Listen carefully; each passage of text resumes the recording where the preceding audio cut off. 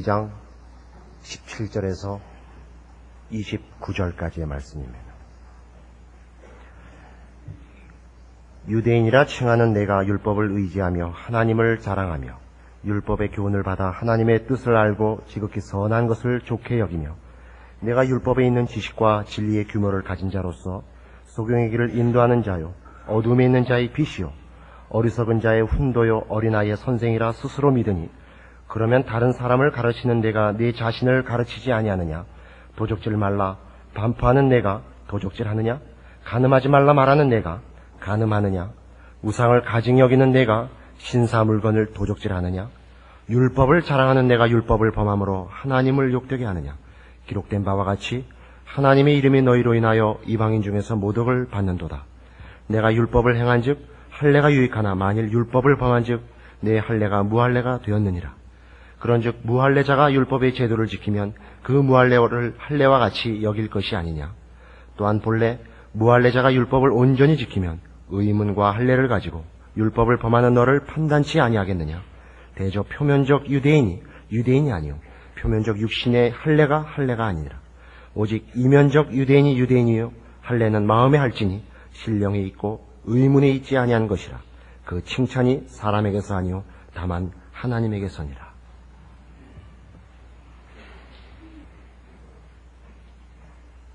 지금 우리가 로마서 2장을 오늘로서 끝부분까지 왔는데요. 아직도 3장 20절에 이르도록 동일한 주제를 계속할 겁니다. 그건 뭐냐면 인류 모두가 예외 없이, 한 사람의 예외 없이, 그리고 핑계댈 수 없이 하나님의 심판 아래 있다는 내용에 대한 성경의 적절하고 날카롭고 도망갈 수 없는 완벽한 논증을 대하고 있습니다. 복음을 논하는 데 있어서 가장 많이들 틀리는 것이 뭐냐 할 때도 바로 이 부분입니다. 우리가 왜 복음이 필요하냐 하는 이 부분. 복음이 없다면 우리는 하나님의 진노 아래 있고 심판밖에 받을 게 없다. 살아서도 죄와 범죄 속에 있으며 죽어서도 영원한 형벌의 장소밖에 갈 수가 없다 하는 이 심각한 문제를 제대로 직시하지 않고서는 구원의 필요성도, 구원의 방법에 대해서도, 그리고 구원 얻은 바에 대한 감사도 다 틀릴 수밖에 없습니다. 그래서 매우 긴 감이 있습니다마는 이 인간의 죄악됨, 심판을 받아 마땅한 처지에 대한 이해야말로 복음을 이해하는 아주 근본적이고 핵심되는 조건이고 복음의 절반에 해당하는 내용입니다. 오늘 우리가 다루려고 하는 것은 그 중에 이제 유대인들의 오해입니다. 유대인들은 자기네가 율법을 갖고 있고 할례를 받고 있다는 것으로 자기네들은 구원의 대상이 아니라고 생각했습니다. 그래서 구원의 대상이 아니라는 건 이미 구원 얻은 자라는 말이죠. 구원이 필요한 죄인의 상태에 있지 않다고 생각하는 것입니다. 여기에 대한 사도 바울의 공격을 이제 우리가 제대로 추적해보면 유대인만이 갖는 이런 생각이 아닌 다른 사람들, 즉 유대인이 우리는 선민이다, 율법을 갖고 있다, 할례를 받았다라고 생각하는 것과 동일한 사고방식. 나는 인격자다, 나는 죄 지은 적이 없다, 나는 지식인이다, 나는 양심에 거슬리는 일을 해본 적이 없다 라는 일에 대하여도 동일한 적절한 논증이 되어 인간 모두가 어떻게 핑계할 수 없이 하나님의 심판 아래 있는가를 확인하게 되고, 그리고 그 문제에 대한 오해가 신자들의 신앙생활에서 어떻게 오해의 소지가 되어서 많이 아직까지도 남아있는가를 발견하게 될 것입니다. 유대인들의 가장 큰 오해 중에 하나는 율법을 받고 있고 그리고 할례를 갖고 있다는 것으로 저들이 이미 구원을 얻은 대상이라고 생각한 것입니다. 그러나 성경이 지적하는 바는 오늘 있는 바와 같이 17절부터 보십시오. 유대인이라 칭하는 네가 율법을 의지하며 하나님을 자랑하며 율법의 교훈을 받아 하나님의 뜻을 알고 지극히 선한 것을 좋게 여기며 율법에 있는 지식과 진리의 규모를 가진 자로서 소경의 길을 인도하는 자요 어둠에 있는 자의 빛이요 어리석은 자의 훈도요 어린아이의 선생이라고 스스로 믿는데, 거기까지는 좋다 이거예요. 그런데 그러면 다른 사람을 가르치는 네가 너 자신은 가르치는 대로 왜 안 사냐? 이 부분입니다. 그러니까 싸움거리는 여기에 있습니다. 초점이. 유대인들의 오해는 율법을 가진 것이 이미 선생된 표라는 거죠. 그러면 선생된 표라는 건 뭐냐? 나는 가르침을 받을 학생이 아니다 이거죠. 내가 율법을 가졌다는 건 나는 선생, 즉 졸업한 사람이라는 것이고, 사도 바울의 지적은 가르치는 네가 그 가르치는 내용을 너 자신이 왜 아직 해결하지 못하고 있느냐라는 것입니다. 그래서 뒤에 가시면 뭐라고 되어 있냐면요, 25절 보시면 율법을 행한즉 할례가 유익하나 만일 율법을 범한즉 네 할례가 무할례가 되었느니라 라고 얘기하는 것 같이, 율법은 결국 행하는 기준이고 규범이지 갖고 있어서 자랑하는 것은 아닙니다. 이건 마치 뭐와 같으냐면 좋은 음식점과 나쁜 음식점의 차이가 뭡니까? 좋은 음식점은 청결하다든가 친절하다든가 물론 그것도 필요합니다만, 좋은 음식점의 첫 번째 조건은 맛있어야죠.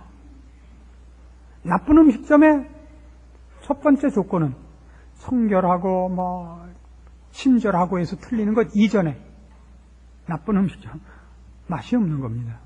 유대인들이 지금 오해는 뭐냐 하면 메뉴도 멋지고 테이블도 멋지고 다 멋진데 이 음식점에 뭐가 없냐면 음식이 없단 말이죠.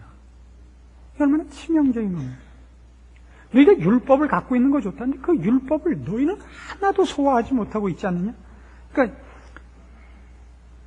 뭐라고 돼 있어요? 21절. 그러면 다른 사람을 가르치는 네가 네 자신을 가르치지 아니하느냐? 도적질 말라 반포하는 네가 도적질하느냐? 간음하지 말라 하는 네가 간음하느냐? 우상을 가증히 여기는 네가 신사 물건을 도적질하느냐? 이 지적에 대하여 자신을 점검할 줄 모르는 겁니다. 우린 다른 음식점 같이 불결하지 않다. 물 먹인 소를 쓰지 않는다. 그러면 물 먹인 소를 안 쓰면 뭘 써야 돼요? 물 안 먹인 진짜 소를 써야 되는데 저쪽 물 먹인 소라도 소가 나오는데 여기는 메뉴판만 나온단 말이에요. 이게 유대인들의 오해예요. 그러나 이 오해는 인간에게 있어서는 아주 공통되고 아주 본능적이고 누구나가 오해하는 하나의 자기 변명의 방식입니다. 유대인들은 이걸로 인하여 지금까지도 예수를 믿지 않고 그 민족 전체가 오해하고 있고, 그리고 불신자들이 예수를 믿지 않는 이유도 바로 이 논리고, 예수를 믿고서 신앙생활에서 실패하는 자들의 논리도 바로 이겁니다. 그래서 이거 굉장히 심각한 싸움 중에 하나입니다. 그래서 이 싸움을 말하자면 너희가 율법을 갖고 있고 선생이라고 하면서 너희는 왜 그대로 살지 못하느냐 해놓고 23절 보세요. 이게 이제 핵심되는 구절입니다. 율법을 자랑하는 내가 율법을 범함으로 하나님을 욕되게 하느냐? 기록된 바와 같이 하나님의 이름이 너희로 인하여 이방인 중에서 모독을 받는도다. 자, 이게 무슨 말일까요? 얘기는 이렇게 시작됐습니다. 이 논리를 놓치지 마십시오. 유대인들은 자기네가 율법을 갖고 있다는 것 때문에 선생이라고 생각을 했고, 바울은 너희가 가르치는 걸 너희가 먼저 소화해내지 않는 한 너희도 선생이 아니다라고 하는 것입니다. 그럼 너희가 선생이 아니고 학생이어야 된다. 즉 너희는 이미 구원의 합격선에 이른 것이 아니라 너희도 구원이 필요한 죄인이라는 걸 뭘로 알 수 있느냐 하면 율법을 자랑하는 네가 율법을 범함으로 하나님을 욕되게 했다는 데에 그 증거가 있다 이거예요. 피할 수 없는 증거가. 이게 뭔가 봅시다. 에스겔서 36장으로 가보십시오.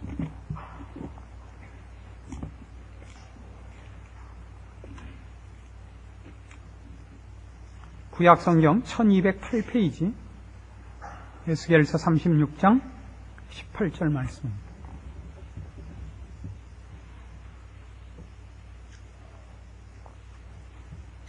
이스라엘 백성이 이제 외국의 포로가 되어 하나님 앞에 범죄하여 하나님이 쫓아보내서 외국의 포로가 된 중에서 이제 에스겔 선지자를 통한 저들의 잘못을 지적받는 대목이고 또 회복을 약속받는 대목인데 내용이 재밌습니다. 36장 18절. 그들이 땅 위에 피를 쏟았으며 그 우상들로 더럽혔으므로 내가 분노를 그들 위에 쏟아 그들을 그 행위대로 심판하여 각국에 흩으며 열방에 해쳤더니 그들의 이름과 그 열국에서 내 거룩한 이름이 그들로 인하여 더러워졌나니 곧 사람들이 그들을 가리켜 이르기를 이들은 여호와의 백성이라도 여호와의 땅에서 떠난 자라 하였음이니라. 그러나 이스라엘 족속이 들어간 그 열국에서 더럽힌 내 거룩한 이름을 내가 아꼈노라. 그러므로 너는 이스라엘 족속에게 이르기를 주 여호와의 말씀에 이스라엘 족속아 내가 이렇게 행함은 너희를 위함이 아니요 너희가 들어간 그 열국에서 더럽힌 나의 거룩한 이름을 위함이라. 열국 가운데서 더럽힘을 받은 이름 곧 너희가 그들 중에서 더럽힌 나의 큰 이름을 내가 거룩하게 할지라. 내가 그들의 목전에서 너희로 인하여 나의 거룩함을 나타내리니 열국 사람이 나를 여호와인 줄 알리라. 나 주 여호와의 말이니라.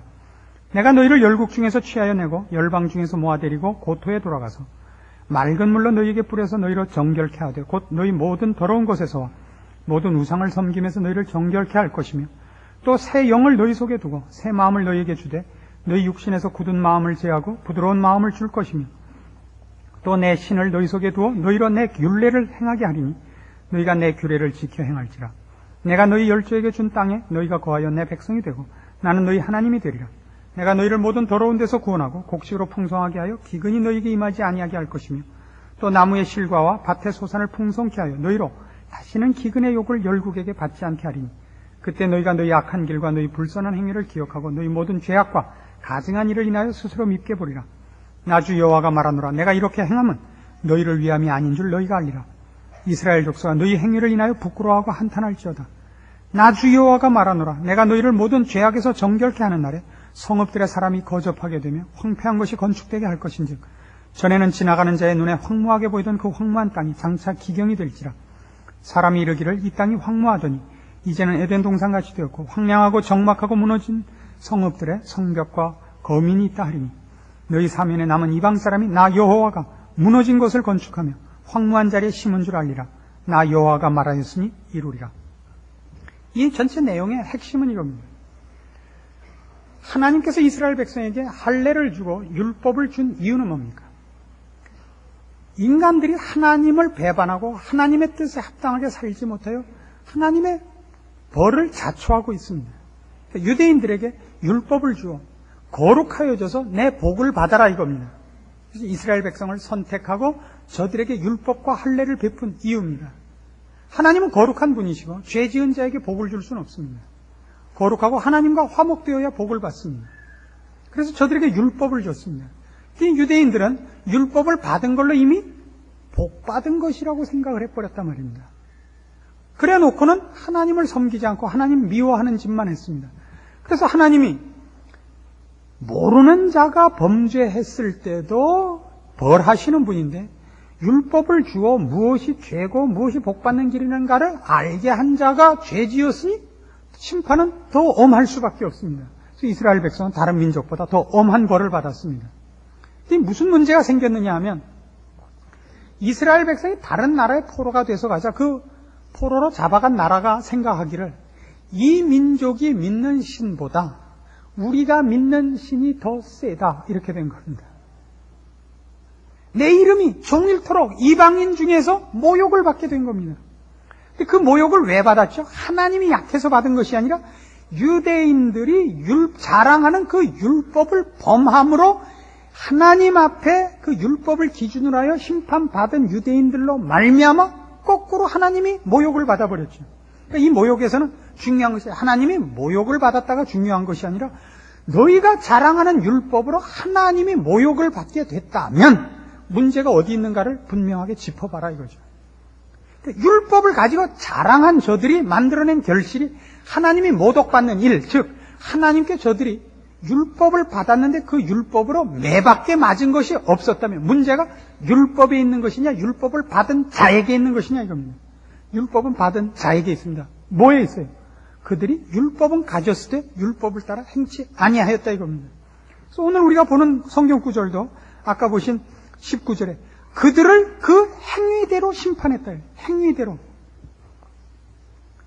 율법을 가졌느냐 아느냐 모르느냐가 아니라 그것으로 어떻게 살았느냐죠. 저들은 심판을 받았습니다. 그러나 하나님은 지금 어떻게 하시기로 했냐면 너희가 나에게 범죄하여 내 벌을 받고 쫓겨감으로 인해서 너희만 고통을 당한 것이 아니라 내 이름도 더럽혔다. 나는 내 이름을 아껴서 내 이름을 거룩하게 하고야 말겠다. 그래서 어떻게 하기로 했냐면 포로된 너희들을 다시 불러 모아서 황폐한 너희 성읍들을 건설하게 하고 너희에게 복을 주겠다.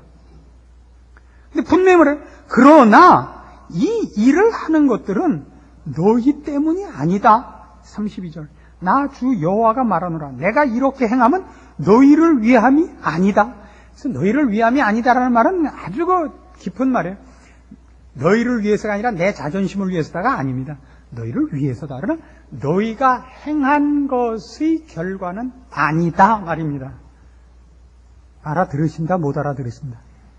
최소한 알아듣는 표정은 지어주셔야 설교하는 사람에 대한 예의가 아니겠습니까? 이게 성경이 이렇게 초점을 아주 날카롭게 분명하게 집중하고 있는 대목입니다. 그래서 이스라엘 백성의 벌받음과 회복 속에서 나타나는 가장 중요한 핵심, 즉 구약의 전체 핵심이 뭐냐면 인간이 도대체 얼마나 무능하고 부패한 족속인가가 증명되면서 그럼에도 불구하고 이스라엘 백성이 하나님의 보호 속에 있는 것은 저들이 보호받을 어떤 조건을 가진 것이 아니라 하나님이 은혜로우시고 우리를 구원하시려는 분이기 때문에 그 일이 이루어졌다는 것이 동시에 증명되는 것이 구약 성경의 전체 결론입니다. 이것을 잊지 않으셔야 됩니다. 유대인은 뭐라고 생각했다고요? 나는 율법을 가졌다로 끝까지 고집을 부린다고요. 끝까지. 나는 선생이다. 내가 율법을 가졌으니 내가 선생이다. 아니다. 너희도 학생이어야 된다. 말라기서 1장으로 가보십시다. 말라기서는 신약성경 바로 앞에 구약 맨 끝의 책입니다. 1327페이지 말라기서 1장 6절입니다. 말라기서 1장 6절. 내 이름을 멸시하는 제사장들아, 나 만군의 여호와가 너희에게 이르기를 아들은 그 아비를, 종은 그 주인을 공경하나니 내가 아비일진데 나를 공경함이 어디 있느냐? 내가 주인일진데 나를 두려워함이 어디 있느냐 하나? 너희는 이르기를 우리가 어떻게 주의 이름을 멸시하였나이까 하는도다. 너희가 더러운 떡을 나의 단에 드리고도 말하기를 우리가 어떻게 주를 더럽게 하였나이까 하는도다. 이는 너희가 주의 상은 경멸히 여길 것이라 말함을 인함이니라. 만군의 여호와가 이르노라. 너희가 눈먼 희생으로 드리는 것이 어찌 악하지 아니하며 저는 것 병든 것으로 드리는 것이 어찌 악하지 아니하냐. 이제 그것을 너희 총독에게 드려보라. 그가 너를 기뻐하겠느냐? 너를 간합하겠느냐? 만군의 여호와가 이르노라. 너희는 나 여 하나님께 은혜를 구하기를 우리를 긍휼히 여기소서 하여 보라. 너희가 이같이 행하였으니 내가 너희 중 하나인들 받겠느냐? 굉장히 재밌는 꾸중입니다. 이스라엘 백성들이 나중에 어떤 식으로 신앙생활을 했느냐면 제사장들마저도 하나님 앞에 드리는 제물은 가장 실한 것을 드리도록 되어 있습니다. 흠없고 완전한 것. 양을 잡아도 첫 새끼, 가장 흠없는 것으로. 그런데 뭘로 바친다고요? 저는 것, 병든 것으로 바칩니다. 그러니까 제사를 드렸다는 명목은 세우고 실제로는 바쳐도 아깝지 않은 걸 바쳤단 말이죠. 유대인들의 행한 짓이에요. 이걸 우리식으로 지금 표현을 해봅시다. 우리가 얼마나 악당이냐 하는 것을 이렇게 알 수 있습니다. 여러분의 가정생활, 즉 부부생활이나 부모님과의 관계, 자식과의 관계에서 여러분이 만족하고 사시는 분이 있습니까? 있으면 이따가 끝나고 교무실에 오셔서 저를 좀 가르쳐 주십시오. 저도 그건 못하고 있습니다. 왜 못하죠? 못하는 가장 큰 이유는 뭡니까? 우린 인간이란 누구를 막론하고 권리와 책임 중에서 책임을 앞세우는 자가 없기 때문입니다. 누구나 권리를 앞세우죠. 그 책임을 얘기할 때는, 권리를 얘기할 때는 절대 기준을 세워서 권리를 요구하고 책임을 얘기할 때는 언제나 상대적입니다. 저희 애는 공부를 못하는 쪽입니다. 늘 성적이 나빠서 야 이게 뭐냐 그러면 늘 누구를 대냐 하면 자기보다 못하는 이름을 대요.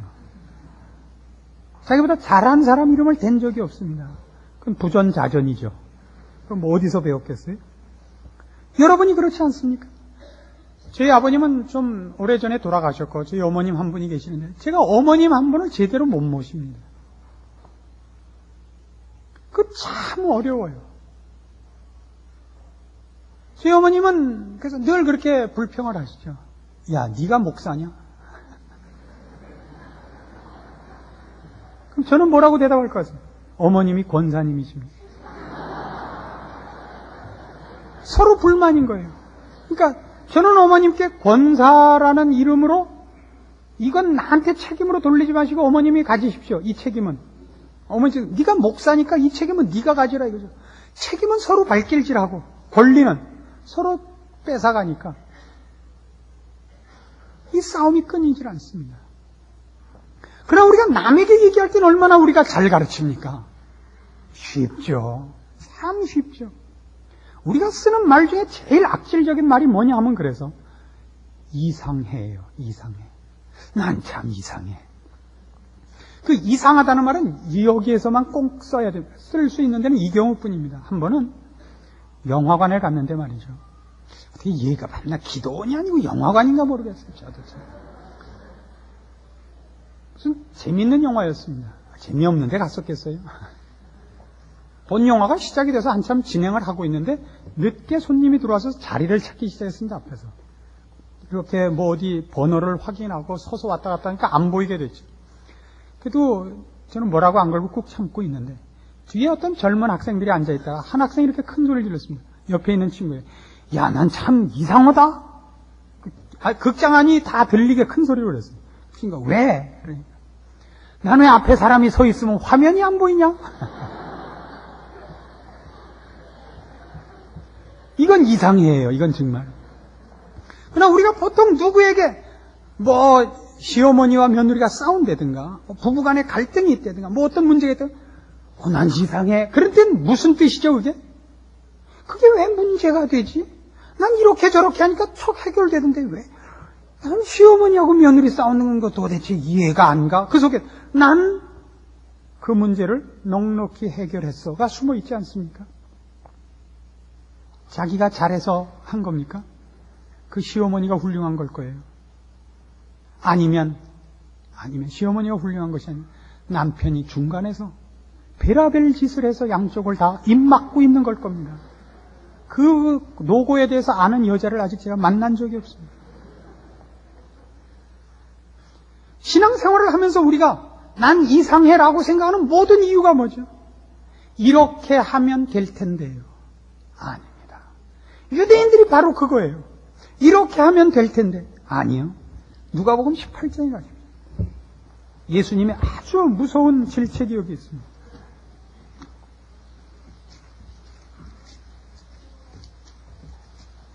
누가복음 18장 9절입니다. 9절입니다. 또 자기를 의롭다고 믿고 다른 사람을 멸시하는 자들에게 이 비유로 말씀하시되 두 사람이 기도하러 성전에 올라가니 하나는 바리새인이요 하나는 세리라. 바리새인은 서서 따로 기도하여 가로되 하나님이여 나는 다른 사람들 곧 토색, 불의, 간음을 하는 자들과 같이 아니하고 이 세리와도 같이 아니함을 감사하나이다. 나는 일에 2번씩 금식하고 또 소득의 11조를 드리나이다 하고 세리는 멀리 서서 감히 눈을 들어 하늘을 우러러보지도 못하고 다만 가슴을 치며 가로되 하나님이여 불쌍히 여기시옵소서. 나는 죄인이로소이다 하였느니라. 내가 너희에게 이르노니 이 사람이 저보다 의롭다 하심을 받고 집에 내려갔느니라. 무릇 자기를 높이는 자는 낮아지고 자기를 낮추는 자는 높아지리라. 자, 유대인들의 가장 큰 약점이 뭐죠? 확신이에요. 어떤 확신? 나는 의인이다라는 확신이에요. 무엇으로? 최소한의 무엇으로? 나는 율법을 지킨다 이거예요. 나는 율법을 지킨다. 나는 금식하고 11조를 내고 있습니다. 저 세리들 같이 띄어먹지 않습니다. 그러나 예수님께서 이 문제를 어떻게 갈파하셨느냐 하면 우리가 잘 아는 산상설교 속에서 미워하는 자는 이미 살인한 자라고 되어 있죠. 음욕을 품는 자는 이미 간음한 자라고 되어 있습니다. 왜요? 살인은 결국 미움의 열매고 간음은 음욕의 열매입니다. 우리 안에 있는 것이 열매 맺어진 것과 열매 맺지 않은 것은 별로 큰 차이가 아닙니다. 결국 우리가 간음을 열매 맺으면 우리는 음탕한 자예요. 살인을 열매 맺으면 우리는 미워함을 가진 자입니다. 우리는 악당입니다. 안 한 것으로 나는 의인이다라고 얘기하는 것 같이 어리석은 것은 없습니다. 그러나 우리는 자기를 그렇게 판단합니다. 남과 비교해서 판단하죠. 나는 저 세리와 다릅니다. 너보다 제가 낫다. 왜요? 세리가 바리새인보다 나을 건 없습니다. 도덕과 윤리와 종교성 속에서는. 그러나 저는 최소한 자기가 죄인인 것을 알고 도움을 필요로 하고 바리새인은 여기 나온 바리새인은 자기는 구원 얻을 대상이 아니라고 생각하는 것입니다. 이것이 우리가 지금 보는 성경이 지적하는 인간의 실상입니다. 우리가 믿지 않는 자들을 향하여 예수를 믿으라고 얘기할 때 우리가 처음에 저들과 논쟁의 서두부터 벽에 부딪히는 단어는 이겁니다. 죄인이라는 말입니다.